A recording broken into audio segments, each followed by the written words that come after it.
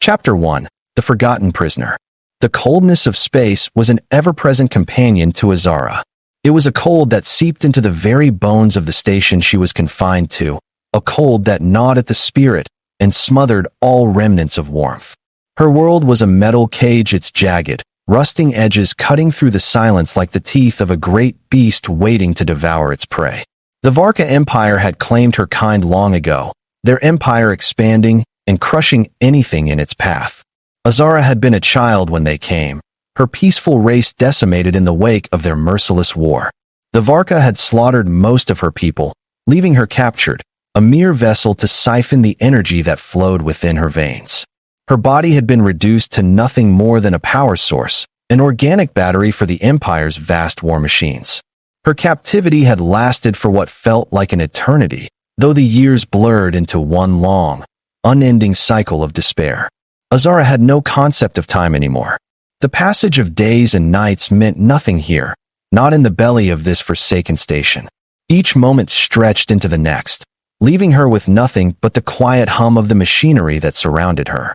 They kept her in this cold, darkened cell, surrounded by the hum of electricity, the incessant draining of her energy, and the sounds of suffering from those who had not been so fortunate as to survive the process. Many of the others had withered away, their strength drained until they were little more than husks, their bodies discarded when they no longer served their purpose. Azara had been different.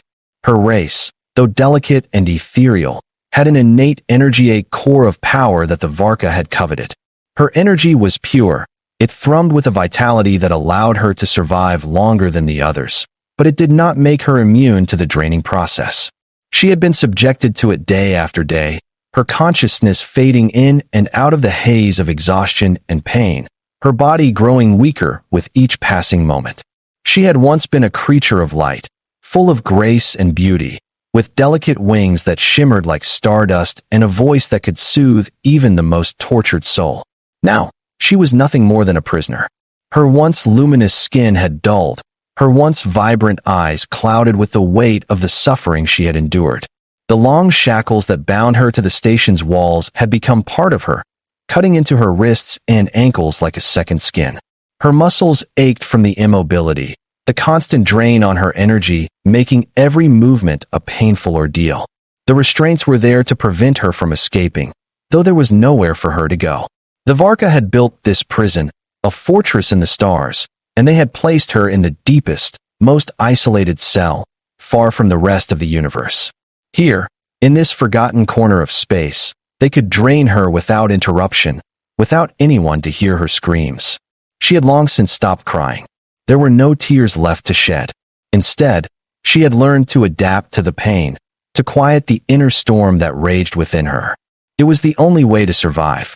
She had lost count of how many times she had tried to escape, only to find herself pulled back into the darkness, her energy siphoned once more until she had no strength left to resist. The Varka had promised her freedom in exchange for her cooperation, but they had never intended to release her. She knew that now. They had promised her everything, but they had taken it all, the essence of who she was, leaving behind only a shell, a vessel for their power. In the silence of her prison, Azara could still hear the faint echoes of her people, the songs of her ancestors that had once filled the skies of her homeworld. The memory of the vast, beautiful plains, the endless fields of shimmering flowers, and the gentle breeze that had once carried the sweet scent of jasmine and lavender was all but a distant dream. It was a memory she clung to, something to hold on to when the darkness threatened to swallow her whole. She was the last of her kind, the final testament to a civilization that had once been great. And yet, here she was alone, forgotten, and used as nothing more than a tool of war. But in the quiet, in the moments where the draining had ceased and her mind was not clouded by exhaustion, Azara could feel a flicker of hope, a spark of something deep within her. She had not lost everything. Her mind was still sharp, still capable of thought, of planning. And she knew that one day, someone who was not a part of the Varka's empire would come to save her. She had to believe that. It was the only thing keeping her tethered to the world she had once known. She did not know when it had happened, but she had grown used to the rhythm of the station, the sounds that filled the corridors, The way the Varka went about their cruel business with an air of detachment. They saw her as nothing more than a power source, a commodity to be used and discarded. They did not care for her.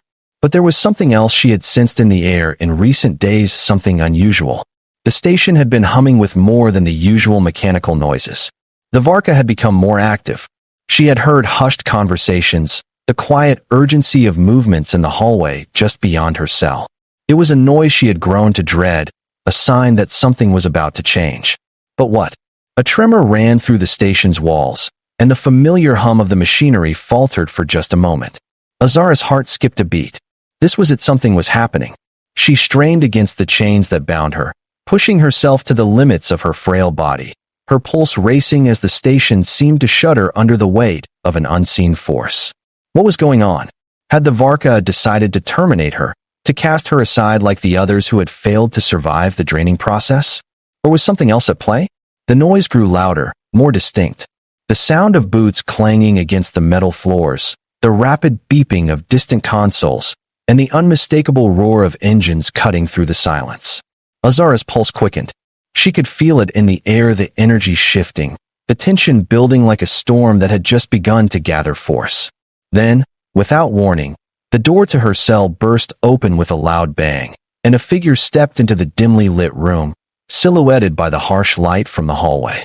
The figure was human, but that was not what struck Azara the most.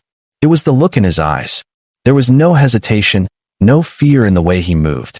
His presence was powerful, a force of nature that made the very air seem to vibrate with energy. He was different from the Varka, different from anything she had ever encountered. He was something she had only heard of in legends, a hero. "Hold on, girl," the man said, his voice gruff but filled with determination. "I'm here to get you out." For a moment, Azara could only stare, her mind struggling to process what she was seeing. The man standing before her was clad in armor battered by countless battles, his figure outlined in shadows and dust. His face was marked by years of hardship, lines carved by war and fire, eyes the color of scorched earth, but what struck her most was the fire behind those eyes. A fire not of hatred, but of purpose. His hand rested firmly on a weapon strapped across his back, and in the other, a compact fusion torch which he dropped to the floor the moment their eyes met. He didn't raise a weapon against her, didn't flinch at the sight of her frail, restrained form. He dropped to one knee, his hands moving carefully toward her shackles. "I don't know if you can understand me," he said, his voice lower now, gentler. "But I'm not here to hurt you. I came because you deserve to be free." Azara's breath caught in her throat. It had been years since anyone had spoken to her like that, years since anyone had spoken to her at all without barking orders or initiating another round of energy draining. Her lips trembled as she tried to form words. Who are you?" The man smiled grimly, even as his hands worked to disable the shackles that clamped around her limbs. "Captain Ronan Hayes, Terran Liberation Front. Your name is Azara, right?" He glanced at a small holographic display on his wrist as he worked. "The last of the Myri, held here for over 7 cycles. You were more than just a victim to them. You were their generator. That ends now." The shackles hissed and fell to the ground, heavy metal clanking against the floor. The relief was immediate, though it did little to dull the pain in her limbs. Azara slumped forward, but Ronan caught her, supporting her weight with surprising gentleness. His armor felt like a shield of warmth after the endless cold of her prison. She could feel his heartbeat, steady and solid, like a drum guiding her back to life. I can't walk," she whispered, shame tightening her throat. "You don't have to," Ronan replied without hesitation. In one fluid motion, he swept her into his arms. Despite her weakened form, despite how long she had been trapped, she felt light as air in his grip. As he moved with her in his arms through the corridor outside her cell, the air around them shimmered with tension. The station had clearly detected the breach. Alarms began to wail, and red warning lights bathed the corridors in staccato flashes of danger. But Ronan didn't run. He moved like a wolf among sheep, swift and lethal. With one arm around her, and the other drawing a sleek pulse rifle from his back, he made short work of the first Varka patrol that rounded the corner. Azara had never seen anyone fight like that. His movements were fluid, surgical, each shot precise. The bulky Varka soldiers fell like toppling statues, their exoskeletal armor no match for the firepower Ronan wielded. As more soldiers closed in, Ronan activated a beacon at his belt. Raptor 1, evac point Alpha. We have the girl. Copy that, Captain. 30 seconds to touch down, crackled a voice through the comms. The ground beneath the station trembled again, this time not from Azara's drained energy but from the engines of something fierce and alive. Ronan's ship, a stolen Varka Hunter-class vessel retrofitted with Terran technology, punched through the docking bay with explosive force, guns blazing. When Ronan reached the hangar, his crew was already laying down suppressing fire. They called to him, voices desperate but focused. He raced aboard the ship with Azara in his arms, and even as the ramp rose behind them, sealing the chaos outside, he never loosened his grip. Azara's vision blurred. Her body felt like it had been hollowed out, her strength flickering like a dying flame. But as she felt the hum of the ship's engines beneath her, the sound of the stars rushing by once more, she wept. Not from pain, not from fear but, because for the first time in years, she was free. Chapter 2. The Healing Spark. The medical bay of the Seraph was a haven of warmth and light, a stark contrast to the cold, dark cell Azara had known for most of her life. She lay on a recovery bed, surrounded by a soft glow of nanite-laced healing lights, while sterile drones buzzed around her, tending to her malnourished body. Her skin, once dull and nearly gray, had begun to regain its soft, iridescent hue, and her once clouded eyes were starting to shine again with that deep azure glow unique to the Myri. Captain Ronan Hayes sat nearby, his armor half disassembled and hands still stained with grease and plasma from the escape. He hadn't left her side since the rescue. While his crew handled the evasive maneuvers through deep space to shake off any Varka pursuit, he had remained there, silent and steady, watching her, protecting her. When Azara finally stirred fully from her regenerative coma, she turned her head slowly, her voice hoarse but clearer than before. "You came for me." Ronan leaned forward, voice soft. "I said I would." "Why?" she asked. "You don't even know me. My people. We're gone." He exhaled slowly, folding his arms across his chest. "That's exactly why. The galaxy forgot your people, buried your name beneath empires and conquest. But I didn't. You weren't just some prisoner to me. You were the last light of a race that never should have been extinguished. And I don't like tyrants thinking they can snuff out beauty and get away with it." Azara blinked, stunned. No one had ever spoken of her kind that way, not since before the invasion. It stirred something in her, a warmth she hadn't dared to feel in years. "I thought no one would come, that I'd die alone." "You almost did," he replied. "But I'm going to make sure no one ever uses you again. I promise." In the following days, Ronan's ship stayed hidden in the shadow of a rogue moon, giving Azara time to recover. But she was not the only one healing.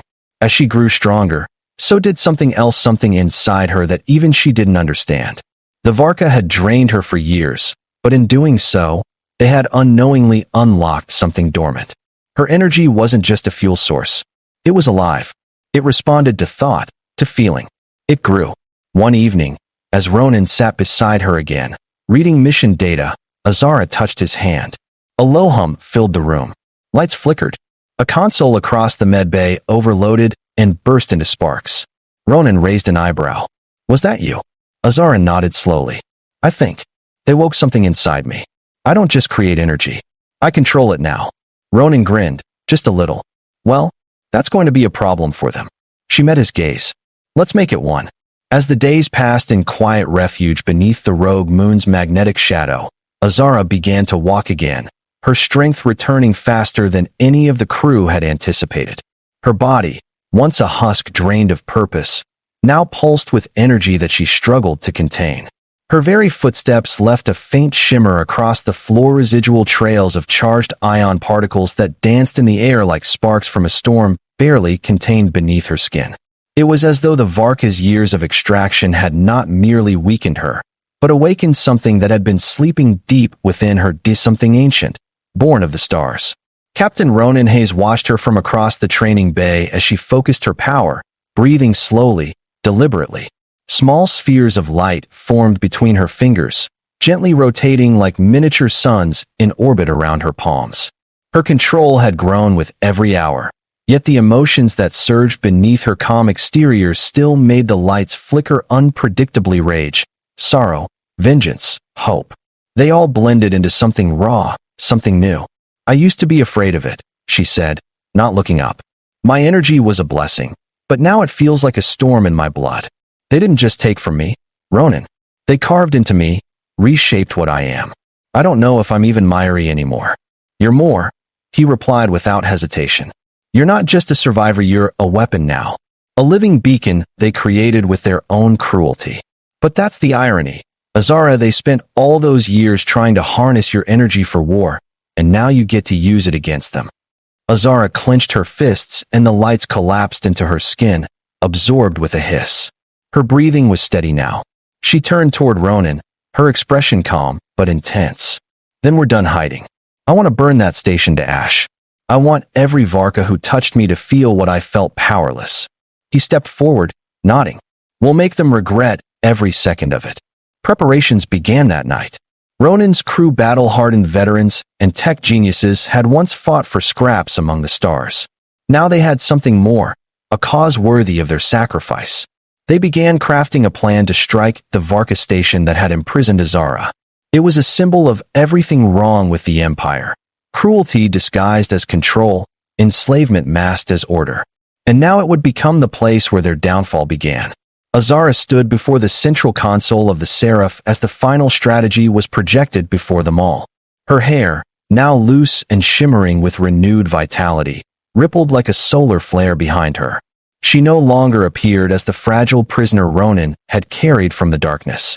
She was radiant like a blade drawn from the forge. "They turned me into a generator," she said, her voice echoing with a quiet fury. "But I've become a detonator." And with that, they set their course not away from danger, but straight into its heart. Chapter 3: The Wrath Unleashed. The Seraph broke from the moon's concealment like a hawk loosed from its perch. Its ion engines ignited with a piercing howl as it sliced through the cold void of space toward the looming silhouette of the Varka energy outpost. The station was a monstrous leviathan of black metal and cruel angles, surrounded by an array of automated defense drones and cruiser-class warships, all positioned to repel any threat. But this was no ordinary assault. This was vengeance sculpted in plasma and powered by a fury the Varka could never have imagined. From the moment Azara stepped foot into the war room, everything changed. She was not merely a passenger in Ronan's mission now, she was its core. Her energy coursed through the ship's systems, reinvigorating every console, overclocking every engine, amplifying their weaponry in ways Ronan's engineers couldn't explain. The Seraph pulsed with newfound life, and even the oldest tech on board roared like it had just been born. As the ship approached, the Varka outpost came alive with defense protocols. Automated turrets tracked the Seraph's trajectory, and heavy cannons opened fire in violent bursts of blue light. Ronan's voice rang across the ship's intercom. "All crew, battle stations. They're expecting a skirmish. We're giving them a reckoning." The battle began with a brilliant cascade of laser fire and missiles arcing through the void. The Seraph danced between them, moving with unnatural grace, as if the ship itself were reacting to the will of its passengers. And perhaps it was. With Azara plugged into its systems via a neural interface crafted by Ronan's engineer, her very mind was one with the vessel. Every time a turret locked on, she saw it. Every time a boarding party prepared to breach, she felt it.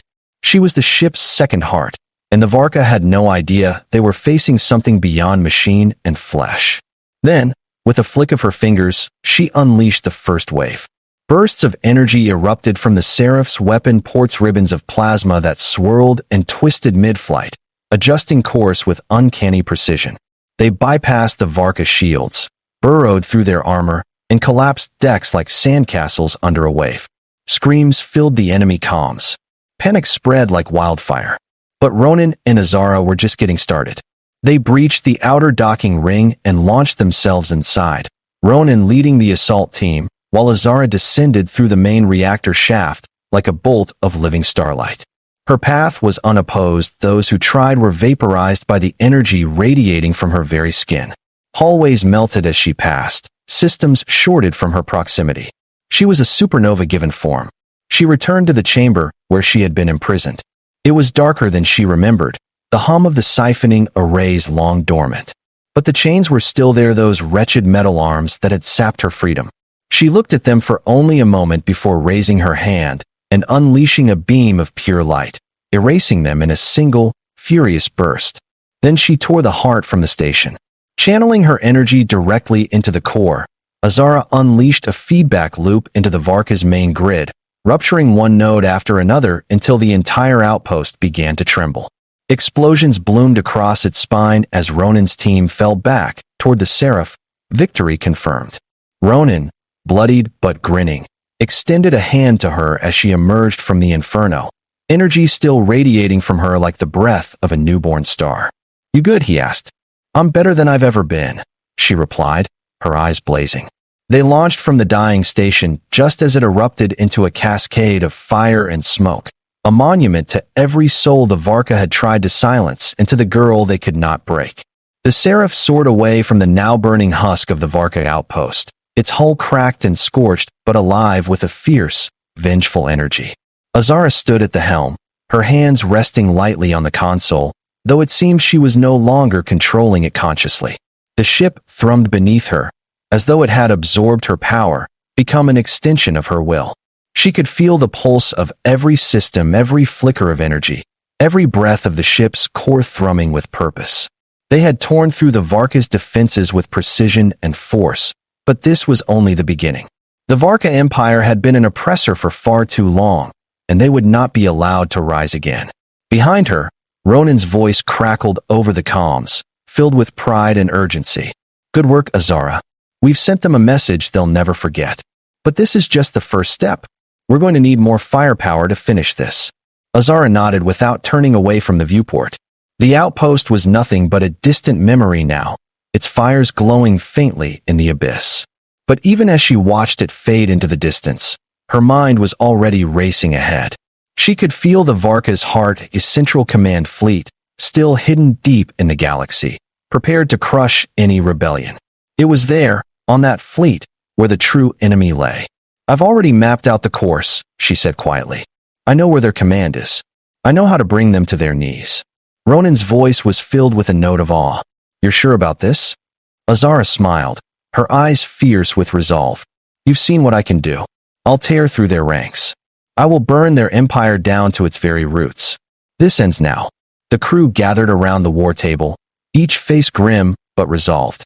Ronan's team of soldiers, engineers, and tacticians had become more than a crew. They were a family, united by a single purpose. They had fought for a future free from the tyranny of the Varka, and now, with Azara's power and Ronan's leadership, they would see that future become reality. Ronan turned to the table, activating a holographic display of the Varka High Command fleet. They were fortified massive warships, battleships, and defense platforms that could crush entire fleets with a single swipe. But Azara was not afraid. She knew their weaknesses, their blind spots. She knew how to defeat them. "We've already hit them hard," Ronan said. "But their heart is still intact. The High Command's flagship is located in the Varka Prime system, guarded by their elite forces. If we hit them there, we end this war." Azara leaned forward, her fingers brushing the hologram, her mind already calculating the path. "I'll need every advantage we can muster. No mistakes, no hesitation." With the battle plan set into motion, the Seraph once again shot through the stars, its trajectory fixed on the heart of the Varka Empire. They would not stop until the entire empire fell beneath them.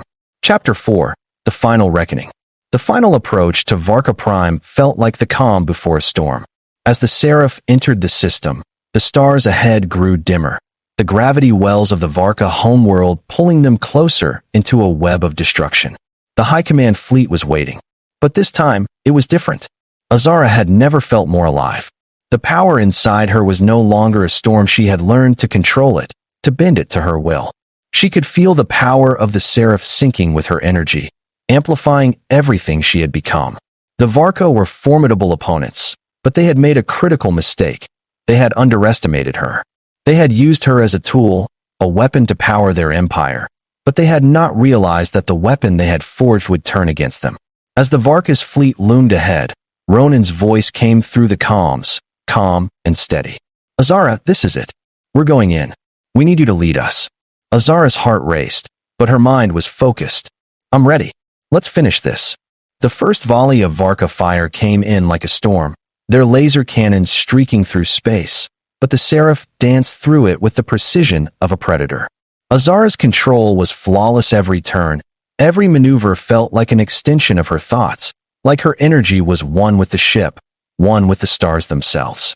She guided the Seraph through a tight formation of enemy ships, her fingers tracing intricate patterns across the console as the ship sliced through the Varka defenses. The High Command flagship came into view, a massive vessel surrounded by a protective swarm of drones and frigates. It was an imposing sight, but it was nothing compared to what Azara could do.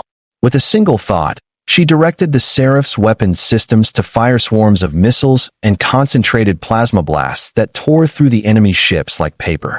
The Varka flagship returned fire, but Azara deflected their shots effortlessly, her energy shielding augmenting the Seraph's defenses to impossible levels. This is it, Ronan, Azara said, her voice steady but filled with a quiet power. I'm taking down their flagship. Ronan's voice came through, unwavering. We're with you. You've got this. The final push came swiftly. Azara focused all of her energy into the heart of the flagship, drawing upon every ounce of power she had to create a singular, devastating strike.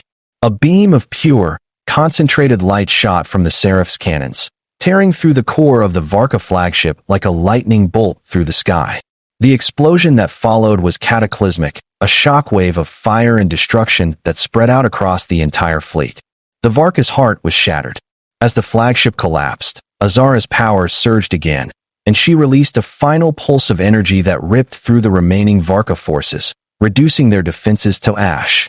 One by one, their ships fell, and with them, the empire that had terrorized the galaxy for centuries. The silence that followed was deafening. Azara stood on the bridge of the Seraph, staring out into the wreckage. It was over. The Varka had been crushed not just by firepower, but by the very force they had tried to control.